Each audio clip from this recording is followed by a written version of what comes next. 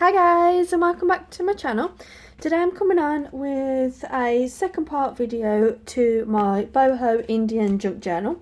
So this journal, I made a tutorial on how to do the cover. I haven't yet sewn my signatures in. I'm currently in the process of decorating the pages, and I wanted to come on and do a quicker video about that. Now, the video that I'm going to do is how to decorate blank pages. Now, I'm not talking your tea and coffee stain pages. I mean the white pages where you only print single-sided. Now, let me give you an example.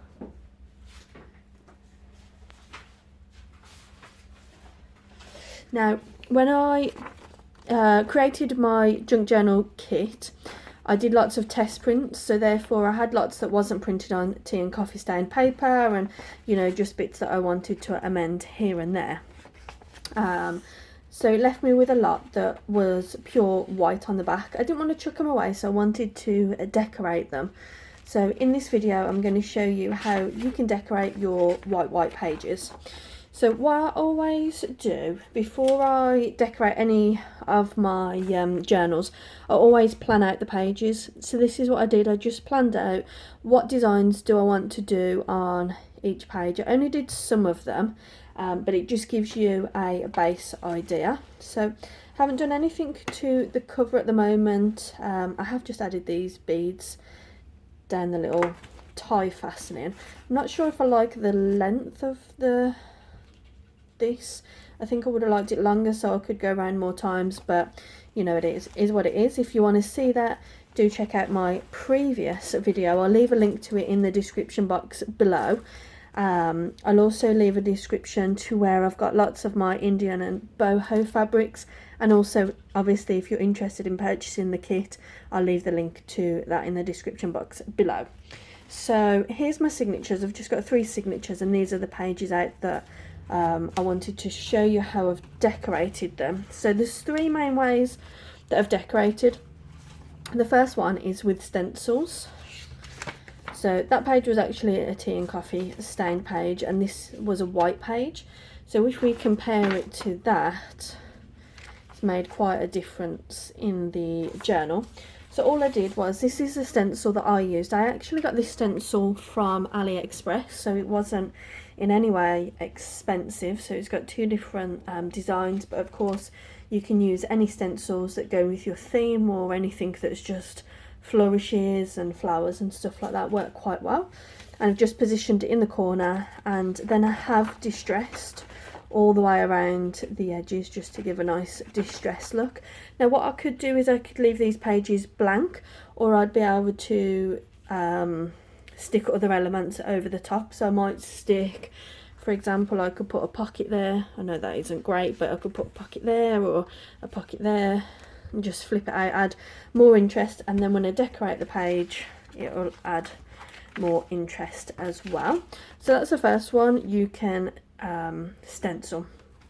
Second idea is you can actually add pockets. Now I added the pockets with spare pages or misprints that I had from the kit. So again, you can use that if you've got other kits that you haven't used, or any type of scrap cardstock or anything like that. So these are the pockets that I've done, and I've just done them jewel pockets, and I've just stitched around the edge. I'll show you the back of that one in just a moment.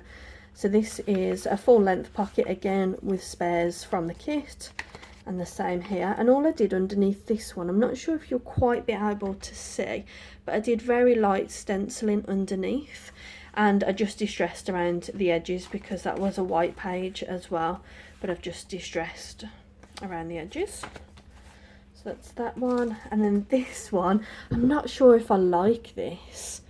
Now what I'm going to have to do is, I don't think I like the pink here and there, so when it's in the journal, I think on this page I'm going to have to put a tag that's pink. So for example, if I put that there, that sort of pulls that pink across, but I don't know if I like it. What this is let me just reach across. This is a bread bag from the produce counter, and I've literally just stuck it on there and cut it down. and I've stuck an image underneath, and then I'll probably slot something in there. If I slotted something in that was pink, so let's say for example I put that in there, that probably makes it go a little bit better. Or if I tied in this with the tassel, and I'm sure I can do something with it, but one page in the journal that you don't like probably isn't the end of the world. So you can use sort of bags, glassine bags, deli bags. Oh, sorry to lean across the camera. Anything like that you have to add pockets. And then the third and final idea that I have, and these are just loose ideas, you can use your own creativity and ideas to do whatever you want with them. Third idea is adding fabric, and I love adding fabric, especially to boho journals. So this is the page that I've got. So it's going to be a pocket here and a pocket there. So that's lovely. Again, I've just added a, that's like a journaling revision cards type of thing. And I've stenciled over it and just done some stitching around the edge. Oh, and here.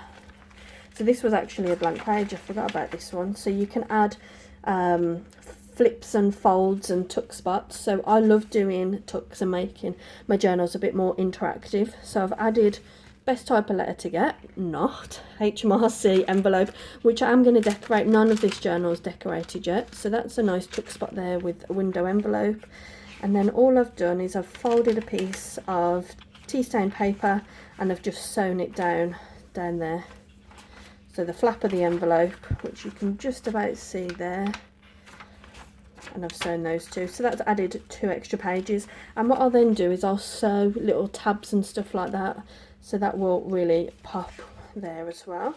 They were just blank pages. As you can see that that one was lighter, but you know, I think it's covered by that, so that's fine. So fabric, this is another fabric one, but this is actually covered by vellum.